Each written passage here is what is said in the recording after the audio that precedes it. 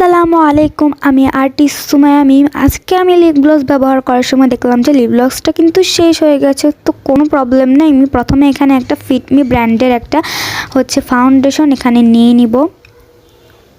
এটা কিন্তু ফিটমি ব্র্যান্ডের না হলেও চলবে, এটা অন্য ব্র্যান্ডের হলে হবে, শুধু ফাউন্ডেশনটা হলেই হবে। ফাউন্ডেশনটা দেওয়ার পর এখানে আমি ফুড কালার ইউজ করব। ফুড কালারটা কিন্তু আপনারা এখানে পাউডার ফুড কালার ইউজ করতে পারেন, লিকুইড ফুড কালার ইউজ করতে পারেন। আমি এখানে লিকুইড ফুড কালারটাই নিয়েছি। তারপর আমি এখানে একটা কোকোনাট অয়েল দিয়ে দিলাম। কোকোনাট অয়েলটা দেওয়ার পরে এটা ভালোভাবে পেস্ট করে নেব। পেস্ট করার পরে এটা একটু পাতলা হয়ে গেছে, মানে তেলটা একটু বেশি হয়ে গেছে আর ফাউন্ডেশনটা কম হয়ে গেছে। আমি ফাউন্ডেশনটা আরেকটু বেশি দিয়ে দিচ্ছি আর ফুড কালারটাও আরেকটু দিয়ে দিব।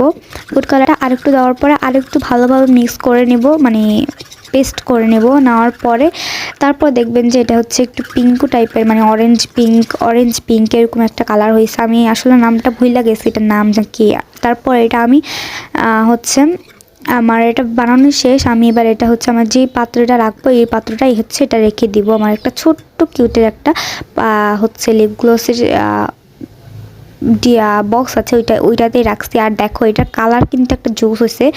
কি কালার বলে আমি জাস্ট ভুলে গেছি। তো দেখো এটার কালার কিন্তু অনেক সুন্দর আসছে। তোমরাও কিন্তু এরকম ঘরে বানিয়ে ফেলতে পারো। আর দেখো এটা কত কিউট। So bye bye.